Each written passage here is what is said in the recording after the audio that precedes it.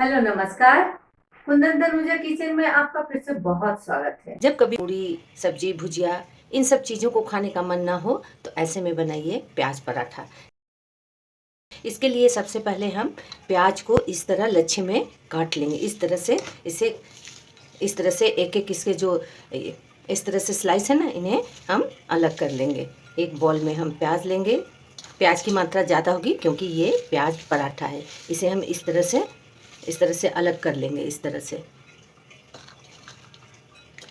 और इसमें हम डालेंगे अदरक और हरी मिर्च का, ये दरदरा करके हम रखते हैं फ्रिज में। ये दरदरा किया हुआ है, दरदरा पेस्ट ही कहेंगे इसे, कूटा हुआ भी कह सकते हैं। अदरक और हरी मिर्च, आप चाहे तो अदरक को कद्दूकस कर सकती हैं और हरी मिर्च को बारीक बारीक काट सकते हैं। और इसमें अब डालेंगे नमक, हम सबसे पीछे डालेंगे। 1 बड़ी चम्मच कसूरी मेथी। कसूरी मेथी से फ्लेवर बहुत ही अच्छा आता है। और ये कूटी हुई, मोटी मोटी कूटी हुई लाल मिर्च है। लाल मिर्च के फाइन पाउडर को हम नहीं डालेंगे, ये कुटी हुई है। आपने देखा भी होगा मेरे वीडियो में, जो कोटा कचौड़ी है उसमें भी इसी तरह की कुटी हुई लाल मिर्च डाली जाती है। इस तरह की मिर्च को दलिया मिर्च भी कहते हैं। इसका फ्लेवर अलग होता है। और इसके बाद हम डालेंगे इसमें भुना हुआ जीरे का पाउडर। जी हाँ, वो कच्चा जीरा पाउडर जो होता है ना, जो हम मसाले में डालते हैं, उसे नहीं डालेंगे। भुने हुए जीरे का फ्लेवर बिल्कुल अलग होता है, इससे टेस्ट भी बढ़िया आता है। और डालेंगे हम काली मिर्च। जी हाँ, काली मिर्च की भी मोटी कुटी हुई, इस तरह से दरदरी और मोटी कुटी हुई आधी चम्मच। और आधा चम्मच हम डालेंगे गरम मसाला। और अगर और इन सब चीज़ों को हम अच्छी तरह से इस तरह से अपने हाथों से मैश करके मिला देंगे। नमक अभी हम नहीं मिलाएंगे, नमक मिलाएंगे तो नमक और प्याज मिलके पानी को रिलीज करेगा। अब इस तरह से फिलिंग तो बनेगी तो पराठा फट जाएगा। तो इसे बाइंड करने के लिए, किसी भी चीज़ को हम बाइंड करने के लिए कभी कभी अरारोट भी डालते हैं, ये निर्भर करता है हम कौन सी डिश बना रहे हैं। तो इसमें हम थोड़े से उबले हुए आलू डालेंगे। उबले आलू से प्याज की बाइंडिंग अच्छी होगी और हमारा पराठा नहीं फटेगा। तो ये यहाँ पे हमने 250 ग्राम प्याज लिया है और 4 बड़े उबले हुए आलू लिए हैं। तो आलू और प्याज, ये सब डिपेंड करता है कि आप कितना प्याज ले रहे हैं, उसी हिसाब से आलू डालते हैं। बस उतना ही आलू हमें डालना है जितने में कि इसकी बाइंडिंग हो जाए। तो देखिए इसका बाइंडिंग हो गया है। तो अभी नमक हमने नहीं डाला है। थोड़ा सा फ्लेवर के लिए हम धनिया डाल सकते हैं, ये ऑप्शनल है। तो आधा चम्मच हम धनिया पाउडर भी डाल देते हैं। और बहुत ढेर सारा ये धनिया की पत्ती है, इसे भी हम मिला देंगे। डंडियों को हम नहीं डालेंगे क्योंकि डंडियाँ जब हम बेलेंगे पराठे तो वो डंडियाँ उसमें आएंगी, तो पराठे, डंडियाँ जब आएंगी बेलने में तो पराठे हैं वो फट जाएंगे। नमक कभी भी हमने नहीं डाला है। आटा को हमने पहले ही गूंद के रख लिया था। जब हम पराठा बेलेंगे तब हम इसमें नमक डालेंगे। सभी चीज़ों को हमने अच्छे से मिला दिया है। अब चलते हैं हम इसे आगे की प्रोसेस में लेके। हमने पहले ही सॉफ्ट गूंद के रख लिया था आटा। जब भी हम पूरी पराठा बनाते हैं तो आटा को अच्छे से 10 मिनट पहले तो गूंद के रख ही देते हैं। इससे क्या होता है कि पराठा हमारा, पूरी पराठा, सभी चीज़ें अच्छी बनती हैं। तो यहाँ भी आटा को प्लेन, वही चपाती वाला आटा है, इसे हमने गूंद लिया था और सिंपल रख दिया था। आटे में हमने मोयन नहीं डाला था। अभी हम इसमें थोड़ा सा तेल डालेंगे। इससे क्या होगा कि हमारा पराठा बहुत ही सॉफ्ट बनेगा। आटा गूंदने के बाद उसमें तेल डालने से जो पूरी या पराठे बनते हैं वो बहुत ही सॉफ्ट बनते हैं। और सूखे हुए आटे में जब हम तेल मिलाते हैं, मोयन डालते हैं, उससे खास्ता बनता है। तो हमें यहाँ पे खास्ता पराठा नहीं बनाना है, हमें प्याज की कचौड़ी नहीं बनानी है, हमें प्याज के पराठे बनाने हैं। तो यहाँ पे हम आटा गूंदने के बाद इसमें तेल मिला रहे हैं। तो आप भी ऐसे ही कीजिएगा और बनाकर देखिएगा, दोनों में फ़र्क। सूखे हुए आटे में जब हम मोयन डालते हैं उसका टेक्सचर, और जब गूंदे हुए आटे में हम ऊपर से तेल मिलाते हैं उसका टेक्सचर, दोनों में अंतर होता है। तो यहाँ पे हमने इसमें अच्छे से आटा तेल मिला लिया है। अब आती है इसकी बारी। अभी इसमें हम नमक डालेंगे और नमक डालेंगे, फटाफट इसे बनाना शुरू करेंगे। नमक मिर्च अपने टेस्ट के अकॉर्डिंग डाला जा सकता है और डालते भी हम लोग हैं, थोड़ा सा कम ज़्यादा कर सकते हैं। अच्छे से हमने मिला दिया है। अगर आलू नहीं मिलाते तो थोड़ी सी मुश्किल होती, लेकिन बन तो वैसे भी जाता। यह हमारा प्याज का फिलिंग बन के तैयार है।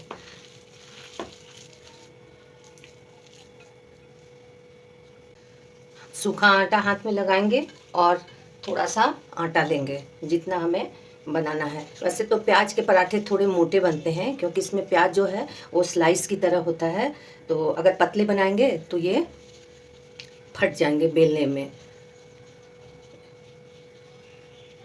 तो अब इसमें हम डालेंगे अपना प्याज वाला स्टफिंग।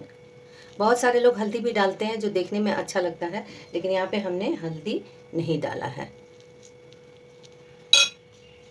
बिल्कुल वही प्रोसेस है जिस तरह से हम आलू, सत्तू, चने की दाल, मूंग की दाल, जो भी चीज़, पनीर, इन सारी चीज़ों के पराठे बनाते हैं स्टफ़ करके, बिल्कुल वही तरीका है। अब इसे हम हल्के हाथों से बेलेंगे।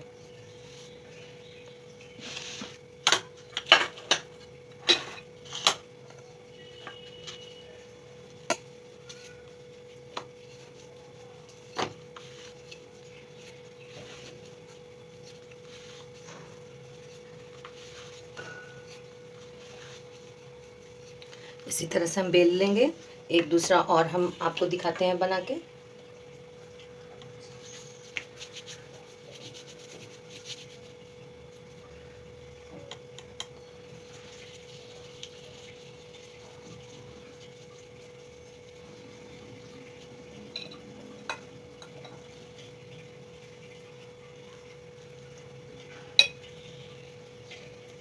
बिल्कुल सेम मेथड है, इसी तरह से हम इसे भी बनाएंगे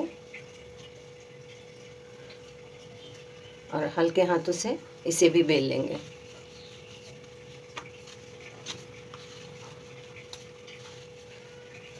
इसी तरह से सभी पराठों को हम बनाते जाएंगे और सेकते जाएंगे। गैस पे हमने तवा चढ़ा दिया था, तवा गरम है। अब इस पे हम डालेंगे अपने प्याज के पराठे।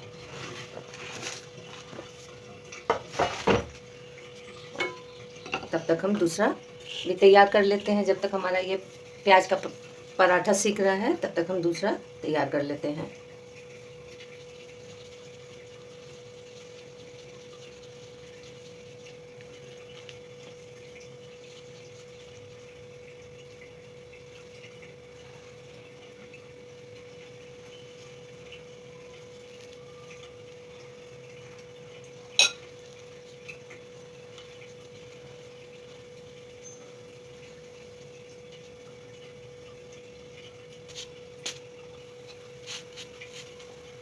जब ये दोनों तरफ अच्छी तरह से सीख जाएगा तब इसमें हम तेल या रिफाइन या देसी घी, जो इच्छा हो वो लगा लेंगे।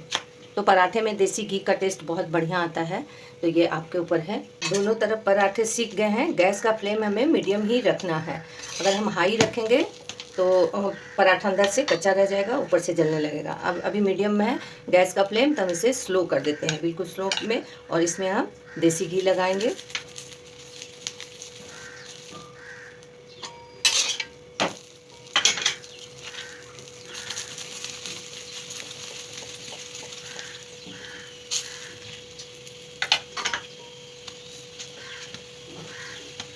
जब भी घी लगाएं तो गैस का फ्लेम बिल्कुल स्लो करके ही लगाएं, नहीं तो सारा घी या बटर जो भी हम लगाते हैं वो जल जाता है।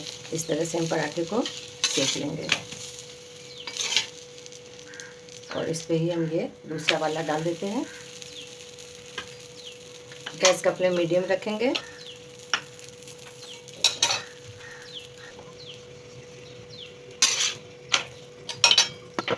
इसी तरह से हम सभी पराठों को सेक लेंगे। पराठा बनके तैयार है। चलिए अब इंजॉय करते हैं। देखिए, इसे मैं तोड़ के दिखाती हूँ। देखिए अंदर तक अभी बहुत गर्म है। इसके लेयर को देखिए, प्याज, एक एक प्याज अच्छे से दिख रहा है और एकदम अलग अलग है और अच्छे से आटे में चिपका हुआ है। आप भी ज़रूर ट्राई कीजिएगा और अपना अनुभव कुंदन तनुजा किचन के साथ शेयर कीजिएगा। मिलते हैं फिर अगले वीडियो में। तब तक के लिए नमस्कार।